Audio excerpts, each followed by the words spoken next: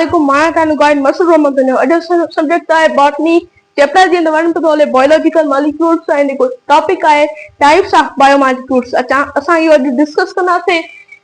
biomolecules which are present in human bodies are divided according to their structure and function into cells and organisms. ये तो जेके biomolecules हैं जेके present in human body में उहे विराया विया आहिनि छा जे बुनियाद ते उनजी स्ट्रक्चर ऐं फंक्शन जे बुनियाद ते ऐं कंहिं में विराया विया आहिनि सेल्स ऐं ऑर्गेनिज्म में विराया विया आहिनि कहिड़ा कहिड़ा आहिनि सच एज कार्बोहाइड्रेट आहिनि प्रोटीन आहिनि लिपिड आहे न्यूक्लिक एसिड आहे कॉन्जुगेटेड मॉलिक्यूल्स आहे इन्हनि खे विरायो वियो आहे percentage of these biomolecules is different in different cells of body जेका परसेंटेज आहिनि सभिनी बायोमोलिक्यूल्स जी वो वेरियस आहे डिफरेंट आहे मुख़्तलिफ़ आहे हर सेल में ठीकु आहे ऐं approximate percentage of chemical composition of a typical mammalian cell is as follows. Typical mammalian or typical bacterial cell. हिते typical bacterial बींदो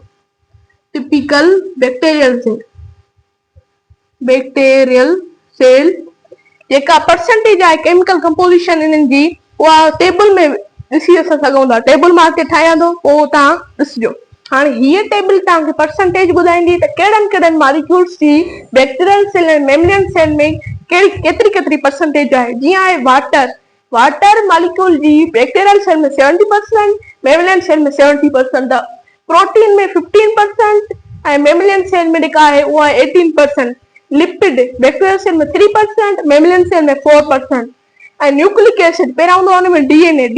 कहिड़ो आहे 1% बैक्टीरियल सेल में 0.25% मेमलियन सेल में आरएनए में 6% जेका आहे बैक्टीरियल सेल ऐं 1.10% जेको आहे उहो आहे मेमलियन सेल अदर ऑर्गेनिक मॉलिक्यूल कहिड़ा कहिड़ा एंजाइम ऐं हार्मोन उन जी 2% बैक्टीरियल सेल में ऐं 2% ई मेमलियन सेल में इनऑर्गेनिक आयन जी बि 1% बैक्टीरियल सेल में ऐं 1% मेमलियन सेल में हाणे असां पढ़ंदासीं सिंथेसिस ऑफ लार्ज मॉलिक्यूल यानी कि कंडेंसेशन और dehydration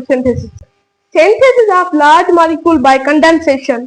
the molecule which form the structure वो molecule जेको structure ठाहे थो and carry out the activities of the cell and छा थो करे सेल जो एक्टिविटीज खे carry out थो करे त असां उन्हनि खे छा चवंदा आहियूं मैक्रो मॉलिक्यूल चवंदा आहियूं ऐं मैक्रो मॉलिक्यूल खे असां ॿियो छा था चई सघूं macromolecule are also called as polymer means many mer means molecule these are made up of large number of sub unit ऐं उन्हनि खे असां छा था चऊं मोनोमर था चऊं ये छा ठहियल हूंदा आहिनि लार्ज सब यूनिट ठीकु आहे लार्ज नंबर ऑफ सब यूनिट जा ठहियल हूंदा आहिनि असां उन्हनि खे मोनोमर था चऊं formation of macromolecule takes place from monomers जेका फॉर्मेशन थी थिए मैक्रो मॉलिक्यूल्स जी मोनोमर्स जे ज़रिए असां कहिड़े प्रोसेस शुरू थींदी आहे बाय प्रोसेस कॉल्ड कंडेंसेशन और डिहाइड्रेशन सिंथेसिस असां हिन अमल खे डिहाइड्रेशन सिंथेसिस छो था चऊं बिकॉज वाटर इज रिमूव्ड त असां हिनखे डिहाइड्रेशन चवंदासीं एंड बॉन्ड इज फॉर्म्ड त असां हिनखे छा चवंदासीं सिंथेसिस चवंदासीं dehydration synthesis in this process monomers join together by relieving off water molecules इन प्रोसेस में मोनोमर गॾिजंदा आहिनि ऐं गॾोगॾु पाणी बि ख़ारिज थींदो आहे वेन कीअं थींदो ॾिसो मोनोमर मां ड्रा थो कयां मोनोमर 1 आहे ही ठीकु आहे ऐं ॿियो ही छा आहे ही मोनोमर 2 आहे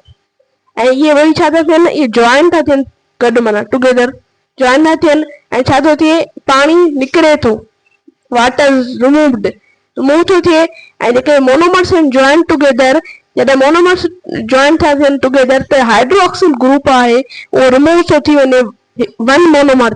1 तां ऐं जेको हाइड्रोजन ग्रुप आहे उहो रिमूव थो थी वञे मोनोमर 2 तां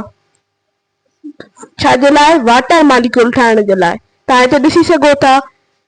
OH ग्रुप हिकिड़े तां हटी वेंदो ऐं हाइड्रोजन ग्रुप ॿिए ग्रुप तां हटी वेंदो त असां जो टॉपिक अॼु जो पूरो थियो जेकॾहिं नमूने तव्हांखे लेक्चर पसंदि आयो त मुंहिंजो ज़रूरु लेक्चर खे लाइक कयो ऐं मुंहिंजे चैनल खे सब्सक्राइब कयो जंहिंखे मूंखे मोटिवेशन मिले ऐं तव्हांजे लाइ बहितरीनु लेक्चर ठाहे सघां अल्लाह हाफ़िज़।